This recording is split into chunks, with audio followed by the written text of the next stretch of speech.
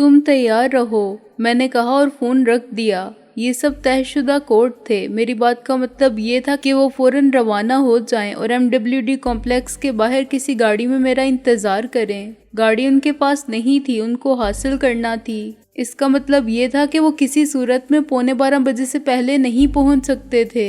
اس کا دوسرا مطلب یہ تھا کہ اب حشمت خان کے گھر کو بھی دھماکے سے اڑنے سے کوئی نہیں بچا سکتا تھا۔ ہم نے یہ بھی طے کر لیا تھا کہ غالب اور محسن کس وقت فون کریں گے اور کامیابی یا ناکامی کی صورت میں ان کا لائحہ عمل کیا ہوگا۔ ٹیڈی اس وقت مونگ پھلی اور اخبار بیچنے کی ڈیوٹی پر تھا اور مجھے یہ اطمینان ضرور حاصل تھا کہ نازو خیریت سے ہے، اس کا راز فاش نہیں ہوا اور وہاں سب کچھ پروگرام کے مطابق چل رہا ہے۔ یہ بات دلاور نہیں جانتا تھا، مگر مجھے معلوم تھا کہ دھماکے سے قبل سراج کی ماں کو خود غالب اور محسن نے اس گھر سے نکال لیا ہوگا، خواہ انہیں بڑی بی کو زبردستی اٹھا کے لے جانا پڑا ہو۔ ہم اپنی جنگ میں عورتوں بچوں کو نشانہ بنانا اخلاقی بزدلی سمجھتے تھے، اور اگر وقت آ جاتا تو دلاور کے بیوی بچوں کو بھی خود دلاور کی زبانی گھر میں بم کی موجودگی کی اطلاع مل جاتی۔ حشمت خان کے بیوی بچوں کو بھی کوئی خطرہ نہیں تھا، انہیں 10 منٹ پہلے بھی گھر سے نکالا جا سکتا تھا۔ فون کی گھنٹی پھر بجی۔ یہ فون غیر متوقع تھا۔ فیکٹری کے اندر 5 لائنوں کا ایکسچینج تھا جو بند کر دیا گیا تھا، مگر دلاور کے پاس ایک ڈائریکٹ لائن تھی۔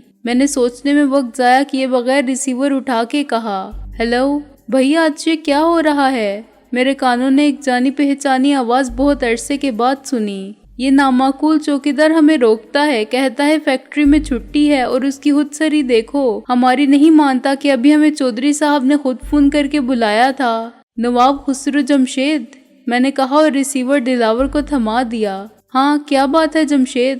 دلاور نے کہا۔ ہاں میں سمجھ گیا، مگر تم نہیں سمجھے، تم ذرا فون چوکیدار کو دو، چلاؤ مت۔ پھر چند سیکنڈ کا وقفہ آیا، جس کے بعد دلاور نے چوکیدار کو حکم دیا کہ وہ نواب خسرو جمشید کو اندر آنے دے، دونوں خواتین کے ساتھ۔ ان آخری الفاظ کا مجھ پر الیکٹرک شاک کی طرح اثر ہوا۔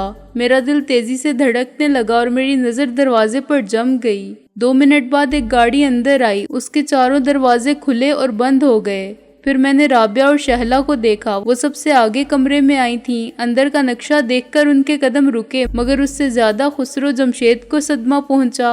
وہ اپنی پرانی وضع میں تھا، سیاہ شیروانی، اونچے کلف لگے شملے والی دستار اور گھیر والی سفید شلوار۔ اس کی مونچھیں بھی پہلے کی طرح گھنی اور لمبی تھیں، اور صحت مند کلین شیف چہرے کا رنگ بھی سرخ و سفید تھا۔ اس کا ہاتھ جیب کی طرف بڑھا اور رک گیا۔ رابعہ اور شہلا کی صورت سے پریشانی عیاں تھی، جو ایک قدرتی بات تھی، اور وہ کچھ تھکی ہوئی بھی لگتی تھی، مگر اس کے علاوہ مجھے ان کی ظاہری حالت میں کوئی بات تشویشناک نہیں لگی۔ تم دونوں ادھر آ جاؤ، میں نے کہا، اور آپ نواب صاحب قبلہ ادھر تشریف لے آئیے، اس صف میں بیٹھ جائیے، با ادب، با ملاحظہ، ہوشیار۔ نواب خسرو جمشید کے ذہن نے بالآخر اس حقیقت کو تسلیم کر لیا تھا کہ ان کا سپرمین باس دلاور اور استاد کہلانے والا پیڈرو مشین گن کے سامنے بے بس ہیں، تو وہ کیا کر سکتے ہیں جو محض نواب ہیں۔ وہ وہیں بیٹھ گیا جہاں دیوار کے ساتھ پہلا آدمی ٹیک لگائے بیٹھا تھا۔ پہلے تو مجھے یہ بتاؤ کہ تم اصلی ہو یا نقلی، میں نے کہا۔ ہم اصلی بھی ہیں اور نقلی بھی، خسرو جمشید بولا۔ جس کی شناخت ہو وہ پہچان لے۔ میں نے رابعہ اور شہلا کی طرف دیکھا۔ تم ٹھیک ہو نا؟ انہوں نے ایک ساتھ اقرار میں سر ہلایا۔ تمہارے ساتھ کوئی زیادتی تو نہیں کی کسی نے؟ میں نے کہا۔ نہیں، بس ہمیں باندھ کر رکھا گیا تھا، رابعہ نے کہا۔ وہ یقیناً مجھ سے اور بھی بہت کچھ پوچھنا چاہتی ہوگی، مگر یہاں اس کا موقع نہیں تھا۔ ٹھیک ہے چودھری صاحب، میں نے کہا، اب تم سب انسپیکٹر حشمت خان کو فون کر دو، بم اس کے گھر کے ایک کمرے میں چمنی میں معلق ہے، اسے نکالنے اور ناکارہ بنانے کا وقت نہیں ہے، اس لیے گھر والے فوراً باہر نکل جائیں۔ حشمت خان؟ چودھری دلاور کا اوپر کا سانس اوپر اور نیچے کا نیچے رہ گیا۔ وہ تو خود بھی گھر پر ہوگا۔ وہ فون کی طرف لپکا۔ گویا تم کو اس کی ڈیوٹی کا شیڈول بھی معلوم ہے، میں نے کہا۔ دلاور نے بڑی گھبراہٹ میں نمبر ملایا۔ حشمت، میں دلاور بول رہا ہوں، سنو، اسی وقت گھر سے نکل جاؤ۔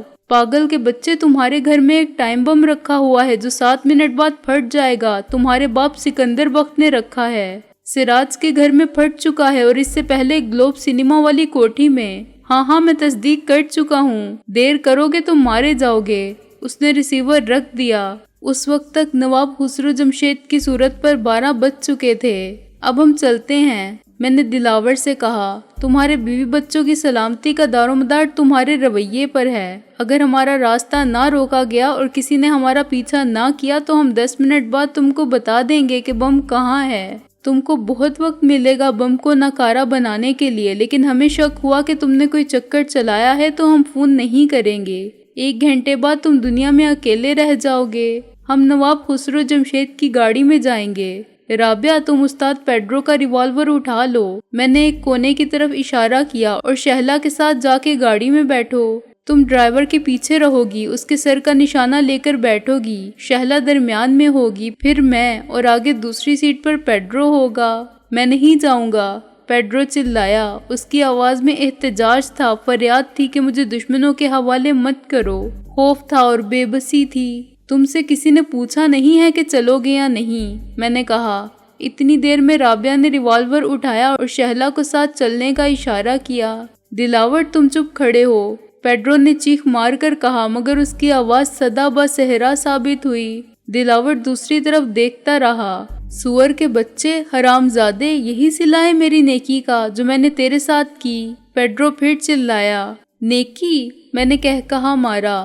اول تو وہ نیکی نہیں تھی، کسی چور ڈاکو کی مدد نیکی نہیں کہلاتی۔ اس کے علاوہ یہ تو تمہاری بے وقوفی تھی کہ تم نے نیکی کر کے کچھ کیا تو کس کے لیے؟ سانپ کو دودھ پلاؤ گے تو کیا وہ ڈسنا چھوڑ دے گا؟ اور اسے صلہ دینا ہو تب بھی اس وقت وہ خود مجبور ہے، وہ تمہیں جواب تک تو نہیں دے سکتا۔ نہیں، مجھے نہیں لے جا سکتے۔ دلاور مجھے بھی تو نے چھوڑ دیا، ان سب کی طرح جو تیرے زر خرید تھے۔ پیڈرو پاگل ہونے کے قریب تھا۔ اس صورتحال نے مجھے چکرا دیا۔ کیا واقعی یہ ڈرامہ نہیں تھا؟ دلاور سچ مچ اپنے دستے راستے محرومی کے فیصلے کو قبول کر چکا تھا۔ کیا دلاور کو ڈر نہیں کہ وہ ہماری تحویل میں ہوگا تو سارے راز کھول دے گا؟ تم اگر نہ جانا چاہو تو تمہیں کون لے جا سکتا ہے؟ دلاور نے اچانک بے حد پرسکون اور جذبات سے عاری لہجے میں کہا۔ کیا تو چاہتا ہے کہ میں؟ دلاور میں ایسا نہیں کر سکتا۔ انتہائی خوف سے پیڈرو کی آنکھیں پھیل گئیں اور اس کا رنگ لاش کی طرح سفید پڑ گیا۔ بزدل، کیا تو نے سوچا نہیں تھا کہ یہ وقت بھی آ سکتا ہے؟ دلاور نے نفرت اور حقارت سے کہا۔ تم سے پہلے بھی لوگوں کے سارے راستے بند ہو گئے تھے تو انہوں نے آخری راستہ اختیار کیا۔ مجھے تم سے یہ امید نہیں تھی کہ تم ان معمولی حیثیت کے لوگوں سے کم ہمت ہونے کا ثبوت دو گے۔ یہ تمہاری لاش لے جا سکتے ہیں، تم کو کیسے لے جا سکتے ہیں؟ نہیں، پیڈرو پاگلوں کی طرح چیخنے لگا۔ میں زندہ رہنا چاہتا ہوں، میں مرنا نہیں چاہتا۔ میں ان کے ساتھ مل جاؤں گا، انہیں وہ سب بتا دوں گا جو مجھے معلوم ہے، ان سے اپنی جان کا سودا کر لوں گا، میں خودکشی نہیں کروں گا۔ دلاور کا چہرہ تاریک ہو گیا۔ یکلخت ساری بات میری سمجھ میں آ گئی۔ دلاور بے بس تھا، وہ پیڈرو کو نہ جانے دیتا، مگر وہ جانتا تھا کہ پیڈرو جو آج تک ہر ہمت کی آزمائش سے کامران گزرا تھا، زندگی اور موت کے درمیان بے خوف زندگی گزار رہا تھا اور وفاداری کے ہر امتحان سے کامیاب گزرا تھا، آج بھی اس کی توقعات پر پورا اترے گا اور اتنی ہی آسانی سے جان سے گزر جائے گا۔ مگر عین وقت پر دلاور کے سامنے پیڈرو کی شخصیت کا وہ روپ سامنے آ گیا جو اس نے آج تک نہیں دیکھا تھا۔ یقیناً اس کے دانتوں کے کسی خلا میں کوئی زہر قاتل تھا جس کو دلاور نے آخری رستہ قرار دیا تھا۔ اس نے پیڈرو کو بتا دیا تھا کہ میں تمہاری مدد نہیں کر سکتا اور اب تمہیں مر جانا چاہیے۔ اس سے پہلے اگر پیڈرو کے لیے جان کے طلبگار مرحلے آئے تھے تو اس میں زندگی کے بھی 50% امکانات تھے، اگر نہیں تو 40% تھے یا 30%، مگر آج یہ امکانات گھٹ کر 0% رہ گئے تھے تو پیڈرو کا حوصلہ جواب دے گیا تھا۔ وہ جانتا تھا کہ میرے ساتھ جانا جلات کے ساتھ پھانسی کے تختے کی طرف جانے سے بھی بدتر ہے۔ اٹھو پیڈرو، میں نے کہا، شاید تم مجھے دلاور سے زیادہ فراخ دل پاؤ، شاید میں تمہیں معاف کر دوں، تمہارے پاس مجھے دینے کے لیے کوئی ایسی چیز ہو جس کے بدلے تم مجھ سے زندگی کا سودا کر سکو۔ پیڈرو نے دیوار کا سہارا لیا اور کھڑا ہو گیا۔ میں ایک دم پلٹ گیا اور الٹے پاؤں دروازے کی طرف بڑھا، آہستہ آہستہ پیچھے چلتا گیا۔ اس وقت تک رابعہ اور شہلا گاڑی کی پچھلی نشست پر بیٹھ چکی تھیں اور نواب خسرو جمشید کا ہمشکل ڈرائیور، جو خود نواب بھی ہو سکتا تھا، بالکل منجمد بیٹھا نظر آ رہا تھا۔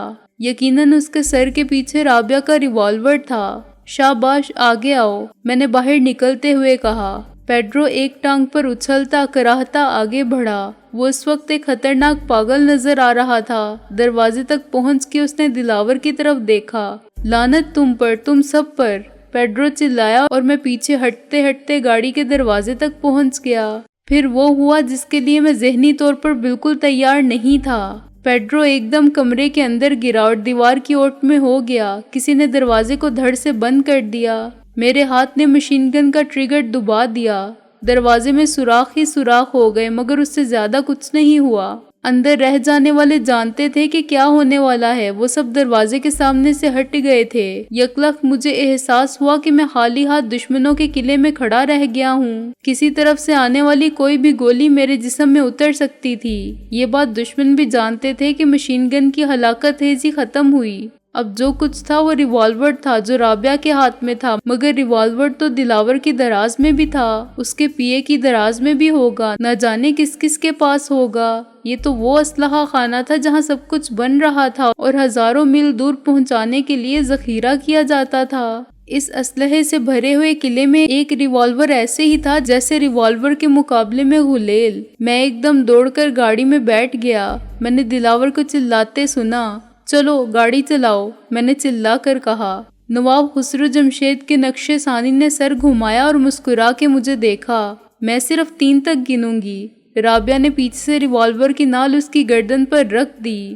1 2، مگر میرے ہاتھ اس سے پہلے ہی حرکت میں آ چکے تھے۔ میں نے نواب خسرو جمشید یا اس کے بھیس والے ڈرائیور کے سر پر مشین گن کا دستہ مارا۔ وہ گرنے لگا تو میں نے دروازہ کھول دیا اور وہ باہر لڑک گیا۔ اس کمرے میں جہاں دلاور، پیڈرو اور دوسرے 7 افراد بند تھے، نہ جانے کیا کاروائی ہو رہی تھی۔ مجھے یقین تھا کہ اتنی دیر میں دلاور نے گیٹ کیپر کو فون یقیناً کر دیا ہوگا کہ دروازہ نہ کھولے۔ مجھ سے ایک غلطی یہ ہوئی تھی کہ میں نے فون دوبارہ لگوا کے روانگی سے قبل ناقابل استعمال نہیں بنایا تھا۔ اب دلاور فیکٹری کے اندر اور باہر ہر جگہ سب کو ہمارا راستہ روکنے کے احکامات جاری کر رہا ہوگا، پولیس کو بتا رہا ہوگا کہ مطلوبہ مجرم کہاں ہے۔ غصے اور انتقام کی آگ اسے جلا رہی ہوگی۔ پولیس کی پہنچنے کی مجھے فکر نہیں تھی۔ ان کو قریب ترین پولیس اسٹیشن سے 100 گز دور بھی جانا ہو تو وہ آدھا گھنٹہ ضرور لیتے ہیں، مگر اندر کے دشمنوں کا ہوشیار ہو جانا اور ہمارا ان کے نرغے میں آ جانا انتہائی سنگین صورتحال پیدا کر سکتا تھا۔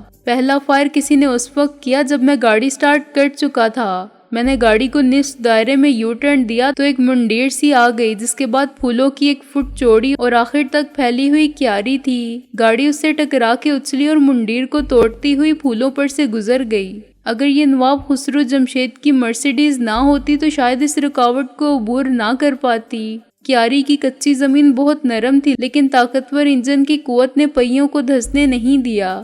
پھر بیک وقت 2 فائر ہوئے جن میں سے ایک سامنے والے حصے میں بونٹ پر لگا۔ میں نے اپنے سامنے چھوٹے چھوٹے گملے دیکھے۔ مرسیڈیز ان کو چورا کرتی گزری تو لان آ گیا جس میں مالی نے پانی دے رکھا تھا۔ میں نے رفتار ایک دم بڑھائی تو گاڑی گھوم گئی مگر پھر ایک جست میں لان کو عبور کر گئی۔ رابعہ نے پیچھے سے فائر کیا اور میں نے ایک بیرک سے دوڑ کر باہر آنے والے پہلے شخص کو گرتے دیکھا۔ رابعہ کا نشانہ بہت اچھا نہیں تھا مگر اس شخص کی قضا آ چکی تھی کہ گولی خود اس کی طرف چلی گئی۔ دوسرا شخص بائیں جانب سے مشین گن کے ساتھ نمودار ہوا۔ رابعہ نے پھر فائر کیا مگر اس سے قبل ہی میں نے گاڑی کا رخ سیدھا اس کی جانب کر دیا تھا۔ اس نے 10 گز کے فاصلے سے مرسیڈیز کو یوں دیکھا جیسے کھلے میدان میں آدمی سر پر آ جانے والے بمبارڈ طیارے کو دیکھتا ہے۔ مرسیڈیز کی رفتار اتنی زیادہ تھی کہ وہ مشین گن پھینک کر بھاگا۔ اس کے دونوں ہاتھ اوپر اٹھے رہ گئے۔ پھر کسی خون آشام درندے کی طرح مرسیڈیز نے اسے روند دیا۔ میں نے محسوس کیا کہ گاڑی میرے کنٹرول سے باہر ہو چکی ہے۔ پیچھے سے رابعہ اور شہلا مسلسل چیخ رہی تھی مگر میں اندھا اور بہرا ہو چکا تھا۔ فیکٹری کے گیٹ کو بھی میں نے اس وقت دیکھا جب درمیانی فاصلہ 50 گز بھی نہیں رہا تھا۔ میں نے سر کو جھکا کے اسٹیئرنگ کو مضبوطی سے تھام لیا۔ دوسرے لمحے ایک خوفناک دھماکہ ہوا۔ میں نے خود کو اوپر اٹھتا اور پھر ایک جھٹکے سے نیچے آتا محسوس کیا۔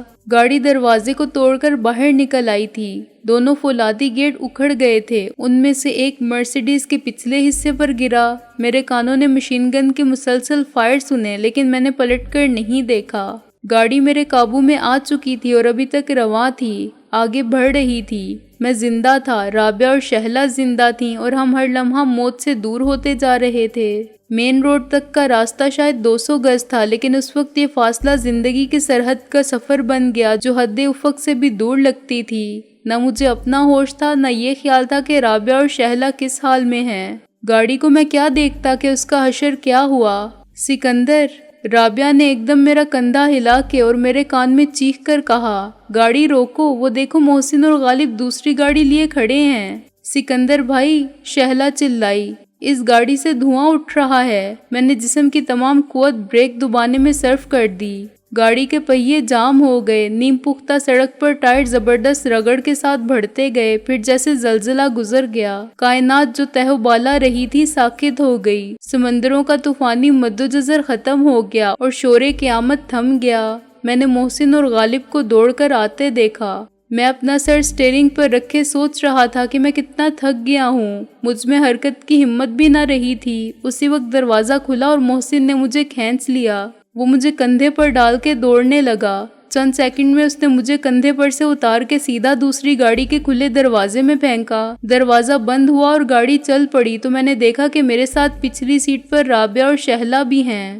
وہ دونوں زخمی تھیں اور بے ہوش تھیں۔ میں خود بھی ہوش میں نہیں تھا، مگر دھماکہ ہوا تو میں نے پلٹ کر دیکھا۔ مرسیڈیز کی جگہ ایک الاؤ بھڑک رہا تھا، اس میں پیٹرول ٹینک کے پھٹتے ہی آگ لگ گئی تھی۔ میرے کانوں میں ابھی تک مشین گن کے فائروں کی آوازیں گونج رہی تھیں۔ اس آدمی کی چیخ گونج رہی تھی جسے میں نے رونڈ ڈالا تھا۔ مرسیڈیز اس کے لہو اور گوشت اور ہڈیوں کو پیستی ہوئی سڑک پر پھیلاتی ہوئی گزر گئی تھی۔ میں وہ دھماکہ سن رہا تھا جو بند فولادی گیٹ کے ٹوٹنے سے ہوا تھا۔ وہ سب پیچھے رہ گیا تھا مگر ہنوز میرے تصور کے ساتھ تھا، میرے خیال میں زندہ تھا، ایک آسیب بن گیا تھا۔ گاڑی سیدھی جا رہی تھی، دوسری بہت سی گاڑیوں کو پیچھے چھوڑتی، اسے محسن چلا رہا تھا۔ آہستہ آہستہ میں زندگی کے یقین کی طرف لوٹنے لگا، پھر ہوش میں آنے لگا اور بالآخر سب کچھ دیکھنے، سننے اور سمجھنے لگا۔ یہ دونوں زخمی ہیں، میں نے غالب کے کندھے پر ہاتھ رکھ کے کہا جو اگلی سیٹ پر مطمئن بیٹھا تھا۔ اور خود تم کیا ہو، ذرا آئینے میں دیکھو۔ غالب نے بیک ویو مرر کا رخ میرے مقابل کر دیا۔ میں اپنا چہرہ دیکھ کر ڈر گیا، اس پر خون ہی خون تھا۔ مجھے حیرت ہوئی کہ اب تک کسی تکلیف کا احساس مجھے کیوں نہیں ہوا۔ گاڑی اب لاہور کی حدود میں داخل ہو چکی تھی۔ ہم کہاں جا رہے ہیں غالب؟ میں نے کہا۔ ہم وہاں جاتے ہیں جہاں تقدیر ہمیں لے جاتی ہے۔ پھر ایک گھر لیا ہے بے گھر ہونے کو، غالب نے کہا۔ تم بہت وقت پر پہنچے، میں نے ایک گہری سانس لے کر کہا اور رابعہ اور شہلا کو دیکھا۔ ان کے چہروں پر خراشیں تھیں، بالکل ویسی ہی جیسے میرے چہرے پر تھی۔ یہ گاڑی کے ریزہ ریزہ ہو جانے والے شیشے سے آئی تھیں اور اگر میں نے سر نہ جھکایا ہوتا تو شاید اندھا ہو جاتا۔ تم نے بہت دیر کی، غالب بولا۔ ہم تو مایوس ہو کے کچھ کرنے والے تھے، تخت یا تختہ۔ کم سے کم فون پر تو بتا دینا تھا کہ تمہیں مدد کی ضرورت ہے، محسن بولا۔ محسن، میں نے اچانک چلا کے کہا۔ فون، ہمیں دلاور کو فون کرنا ہے، صرف 15 منٹ رہ گئے ہیں۔ تو نے اسے بتایا نہیں؟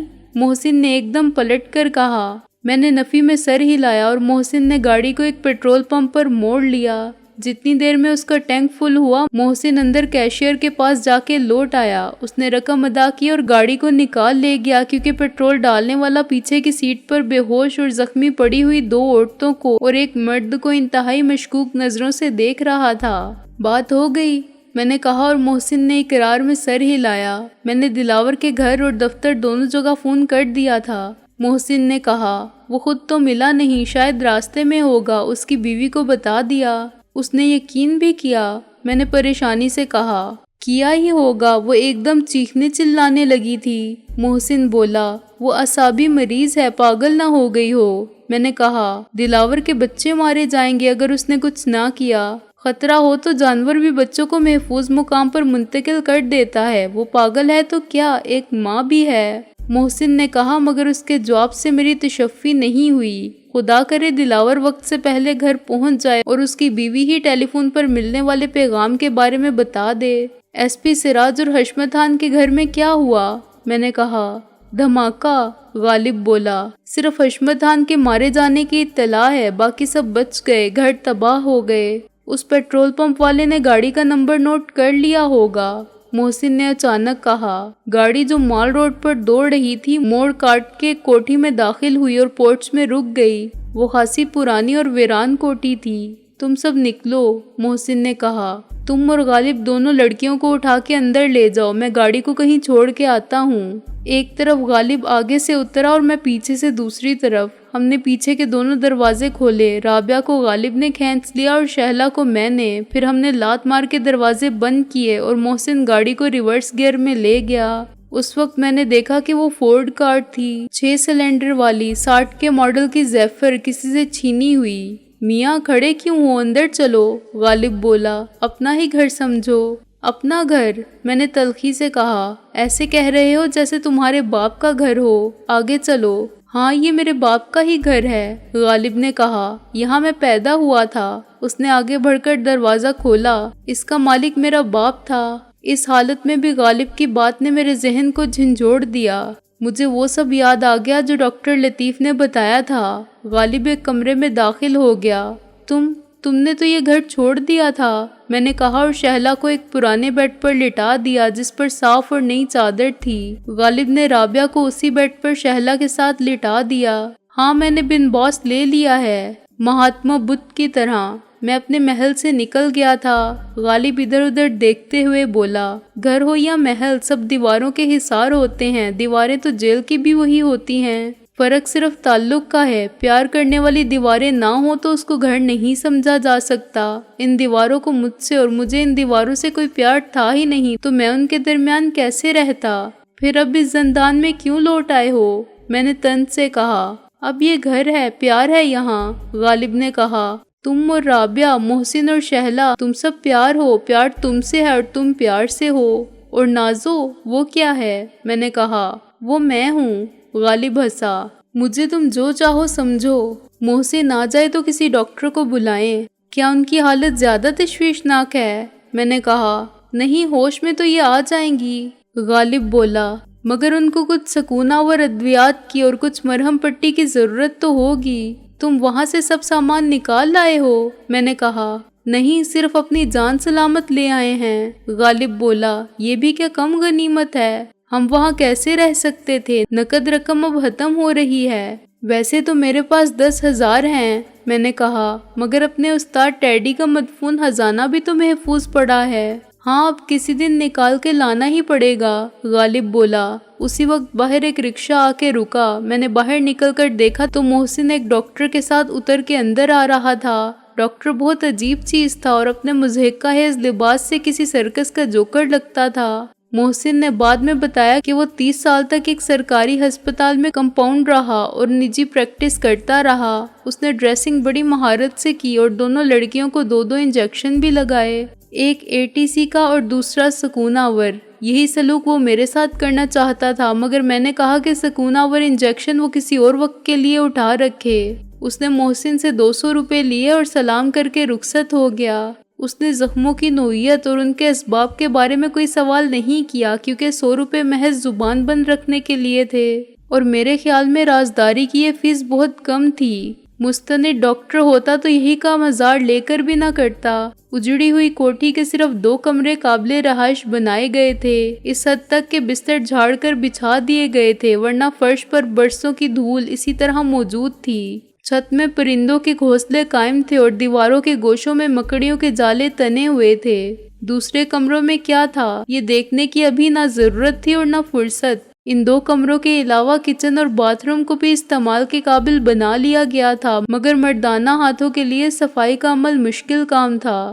پوری کوٹھی کی جھاڑ پونچھ اور صفائی رابعہ اور شہلا کے لیے بھی مہینہ بھر کی مشقت تھی۔ محسن نے اسی کچن میں چائے بنائی اور ثابت کیا کہ چولہا اب بھی چلتا ہے۔ تاہم پانی کی موٹر کے بارے میں اس نے افسوس سے مجھے مطلع کیا کہ جام ہو گئی ہے، اور جو پانی اوپر والے ٹینک میں تھا وہ برسوں میں بخارات بن کے اڑ گیا ہے، اور جو انڈر گراؤنڈ ٹینک میں ہے وہ گندا ہے اور ٹینک کی صفائی کیے بغیر اس کو بھی استعمال نہیں کیا جا سکتا۔ تاہم باہر باغ کے ایک نل سے براہ راست کارپوریشن کا تازہ اور صحت بخش پانی حاصل ہوتا ہے۔ ٹوٹی جام ہو چکی تھی، مگر اسے پلائر کی مدد سے کھول لیا گیا تھا۔ اس کے علاوہ عقبی حصے میں ایک ہینڈ پمپ بھی تھا جس کا واشر سوکھ چکا تھا، غالباً تیل دینے کے بعد وہ بھی پانی اگلے گا۔ ہم ابھی تو سامنے کے حصے سے داخل ہونے پر مجبور تھے، مگر آئندہ ہماری آمد و رفت عقبی حصے سے ہوگی، محسن نے کہا۔ کسی کو بھی معلوم نہیں ہونا چاہیے کہ کئی سال تک غیر آباد رہنے والی کوٹھی میں کوئی آ گیا ہے۔ کوئی کا کیا مطلب؟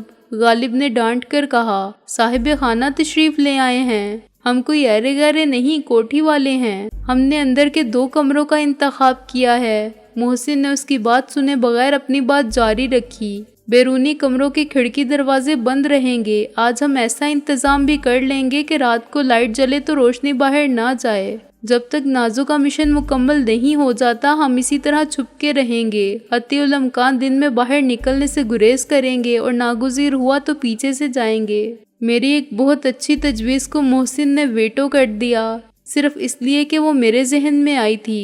غالب نے شکایت کی۔ میرا مشورہ تھا کہ ہم خانہ بدوش یا فقیروں کا کنبہ بن جائیں اور یوں رہیں جیسے ویران کوٹھیوں میں ناجائز قابضین رہتے ہیں، اور اس تجویز کو محسن نے مسترد کر دیا۔ میں نے حیران ہو کے کہا، میں اس کے ویٹو کو ویٹو کرتا ہوں، یہ تو چھپ کر رہنے اور آزاد رہتے ہوئے پھرنے کے لیے مناسب ترین طریقہ ہے۔ ہم خانہ بدوشوں کا قبیلہ بن سکتے ہیں کیونکہ ہم واقعی بے گھر لوگ ہیں۔ کافی پیتے ہوئے میں نے محسن اور غالب کو دلاور سے ملاقات کا احوال سنایا۔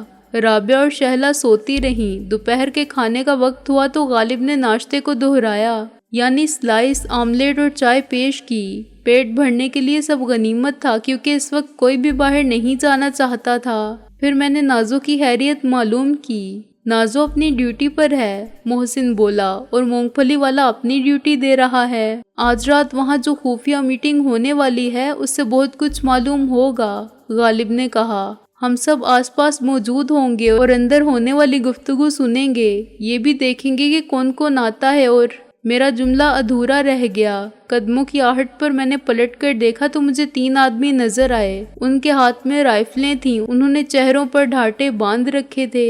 ہم تینوں نے پہلے نواردوں کو اور پھر ایک دوسرے کو سوالیہ نظروں سے دیکھا۔ ان حالات میں سب سے پہلے یہ خیال آنا ایک فطری امر تھا کہ یہ تینوں بھی شکاری ہیں جو ہمارے تعاقب میں تھے یا کسی طرح ہمارا سراغ لگا کے یہاں تک آ پہنچے تھے، لیکن یہ خیال ایک بے بنیاد اندیشے سے زیادہ کچھ نہیں تھا۔ کسی نے پیچھا کیا ہوتا تو ہمارے ساتھ ہی یہاں قدم رنجا فرماتا، رونمائی کے لیے اتنی دیر انتظار نہ کرتا۔ میں یہ بھی حادثے وثوق کے ساتھ کہہ سکتا تھا کہ فیکٹری سے دلاور یا اس کے کسی پالتو کتے کا ہماری بو سونگتے یہاں تک آنا محال بلکہ ناممکن تھا۔ ہم جس گاڑی میں فیکٹری کو توڑ کے نکلے تھے وہ نواب خسرو جمشید کی تھی، مگر وہ گاڑی جل کے کوئلہ ہو چکی تھی۔ باقی سفر ہم نے دوسری گاڑی میں جلیبی سے زیادہ سیدھے راستے پر کیا تھا اور محسن اس گاڑی کو بہت دور چھوڑ آیا تھا، چنانچہ اس دعوے میں مبالغہ نہ تھا کہ اب کوئی کتا ہماری بو بھی نہیں پا سکتا تھا۔ وہ محسن، کیا یہ تیرے سسرالی رشتہ دار ہیں؟ غالب نے سب سے پہلے محسن کو ٹہوکا دیا۔ پتہ نہیں یار، محسن چونکا۔ ہو بھی سکتے ہیں، نئی شادی ہے نا، ابھی سب کو نہیں پہچانتا میں۔ ایک کی صورت میرے پڑنانا کے سالے سے ملتی ہے، میں نے کہا۔ مرحوم نے ایسی ہی بندوق سے خودکشی فرمائی تھی۔ بکواس بند کرو اپنی، ان میں سے ایک نے گرج کے کہا۔ ٹھیک بتاؤ کہ تم کون ہو؟ غالب نے ایک سرداہ بھری۔ پوچھتے ہیں وہ کہ غالب کون ہے؟ یہ خود کون ہے یار؟ محسن بولا۔ بالکل اصلی ڈاکو لگتے ہیں، حالانکہ یہ سب میک اپ کا کمال ہے۔ میں نے سر ہلایا۔ غالباً کسی فلم کی شوٹنگ ہو رہی ہے۔ ہم اصلی ڈاکو ہیں، دوسرا نقاب پوش چلایا۔ میرے الفاظ سے اس کی انا سخت مجروح ہوتی تھی۔ میرے پڑنانا کا سالہ بھی اصلی ڈاکو تھا، میں نے خوش ہو کے کہا۔ ایسی ہی بندوق لے کر دندناتا پھرتا تھا، 19ویں صدی میں یہی رائفلیں چلتی تھیں۔ اگر تم لوگ ڈاکو ہو تو یہ توپ کیوں اٹھائے پھرتے ہو؟ محسن نے کہا۔ ریوالور لے لو ایسا؟ اس نے بڑی پھرتی سے اپنا ریوالور نکال کے سامنے کر دیا۔ یا ایسا؟ فوراً غالب نے اور میں نے بھی ایک آواز ہو کے کہا اور اپنے ریوالور نکال کے دکھائے۔